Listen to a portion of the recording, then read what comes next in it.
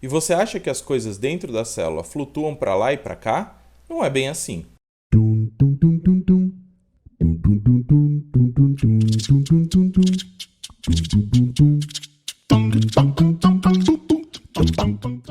Bem-vindo, alunos e curiosos de plantão. Meu nome é Tarek e hoje nós vamos falar sobre as vesículas, os lisossomos, peroxissomos, vacúolos e glioxissomos. Na sua célula, quase todo o material transportado para lá e para cá não vem solto, e sim através de pequenas bolsas que se deslocam no citoplasma. Um dos principais papéis dessas bolsas é realmente transportar, mas algumas outras possuem características especiais, como enzimas dentro delas. Daí, além do transporte, elas também conseguem digerir. Mas vamos com calma e entender mais sobre o que é isso. Essas bolsas são chamadas de vesículas. São, em essência, uma bolinha feita de uma membrana com uma bicamada de fosfolipídio e que podem ser originárias de várias partes das células. As mais conhecidas vêm ou da membrana plasmática, ou do retículo endoplasmático, ou do complexo de Golgi. Elas podem ser separadas em grupos, dependendo da sua função. Então vamos falar de alguns deles. Começando pelas vesículas de transporte, que o próprio nome já diz, fazem o transporte de substâncias de um lugar para outro da célula. Como as vesículas que vão do retículo endoplasmático rugoso para o complexo de Golgi.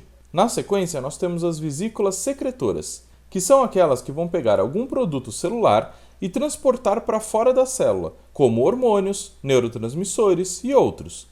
Elas ainda são subdivididas dependendo da célula que estamos falando, como as nervosas tendo vesículas sinápticas, que ajudam na sinapse. As células do tecido endócrino possuem vesículas endócrinas, para a liberação de hormônios. Os ossos e cartilagens têm vesículas de mineração de cálcio, e por aí vai, cada um com a sua própria vesícula.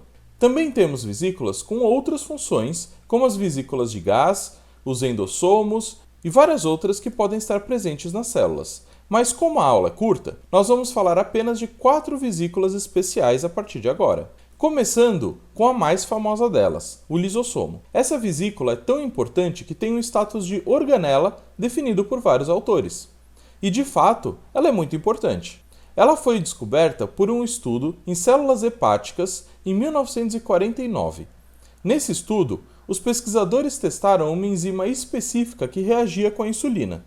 E após vários dias de teste, eles perceberam que essa enzima que digere a insulina estava envolto por uma membrana, como uma bolsa, ou como comentamos antes, como uma vesícula. Porém, essa organela só recebeu o nome de lisossomo em 1955, pois foram sendo descobertas outras funções digestivas que essa vesícula estranha fazia. Futuramente, esse mesmo pesquisador que descobriu o lisossomo em 1949 recebeu o Prêmio Nobel em 1974 por essa descoberta.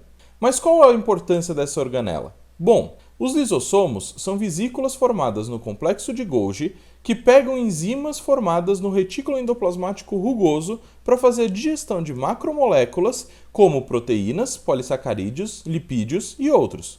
Funciona mais ou menos assim. O retículo endoplasmático rugoso envia enzimas específicas para o complexo de Golgi. Ali, essas enzimas são colocadas dentro de vesículas especiais chamadas de endossomos tardios, aqueles feitos por endocitose. A junção dos endossomos tardios com essas enzimas fazem as enzimas amadurecerem com o acréscimo de alguns componentes químicos, aumentando a potência dessa enzima. Uma vez na potência máxima, o lisossomo está pronto.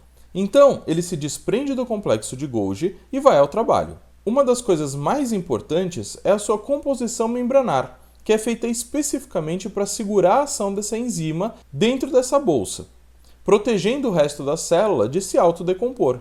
Além dessa característica de digestão, o lisossomo pode se associar com outras vesículas vindas de transportes intra- e extracelulares, como pinossomos e fagossomos, ajudando a digestão de quase tudo que entra na célula. Por fim, uma outra função do lisossomo é a sua relação com a autofagia, um processo que acontece quando a célula está em um momento que não consegue mais obter nutrientes para a manutenção dos processos regulares ou tem algum defeito que impede a sua função regular. Em ambos os casos, ela entende que é melhor se destruir e reciclar o seu material para que outras células possam sobreviver a seu redor. Essa função é muito importante para a célula e quem faz isso são os lisossomos. As células animais possuem lisossomos em grande quantidade. Porém, as células vegetais possuem um lisossomo um pouquinho diferenciado, e nós vamos falar deles agora, o famoso vacúolo. Em essência, os vacúolos eles são lisossomos 2.0. Eles fazem tudo o que o lisossomo animal faz, mas além disso, ele tem outras capacidades. A primeira delas é a capacidade de armazenar substâncias, desde que elas tenham a ver com a digestão e excreção das células. Outro fato importante é que essas organelas são muito grandes. Na realidade, elas ocupam o maior espaço em uma célula vegetal. E isso é muito bom, pois uma outra função dela é regular a pressão osmótica das células vegetais, como nós comentamos na aula de osmose da célula vegetal. Para finalizar, podemos dizer que os vacúolos podem ser encontrados nas células de 3 tipos diferentes. Os vacúolos digestivos, que em essência são semelhantes aos lisossomos, e a sua função principal é digerir substâncias que a célula absorve. Temos os vacúolos contráteis, ou pulsáteis, que são presentes em protistas e têm a capacidade de regular a quantidade de água em um organismo unicelular. E os vacúolos de armazenamento, que têm como função principal armazenar e regular a pressão osmótica das células. Uma outra organela em forma de vesícula são os peroxissomos, que é o primo do interior do lisossomo. Ele é muito semelhante ao lisossomo, porém está presente em células vegetais e em células animais. Em essência, ele possui muitas enzimas digestivas para lipídios e aminoácidos, mas, além delas, ele também possui uma enzima chamada catalase. Essa enzima especial é importante, pois ela é responsável pela conversão do peróxido de hidrogênio em água e oxigênio. Esses dois últimos serão importantes para o processo de metabolismo celular. Por isso, essa vesícula é especial e recebe um nome diferenciado. E se não bastasse, temos ainda o glioxissomo, que é uma espécie de peroxissomo mais específico de células vegetais. Ele é responsável pela hidrolisação de ácidos graxos.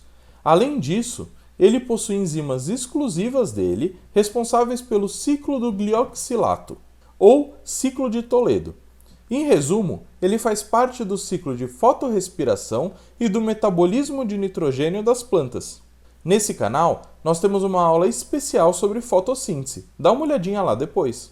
Eu espero que vocês tenham gostado da aula. Curtam, compartilhem e se inscrevam no canal para novas aulas de biologia. Muito obrigado!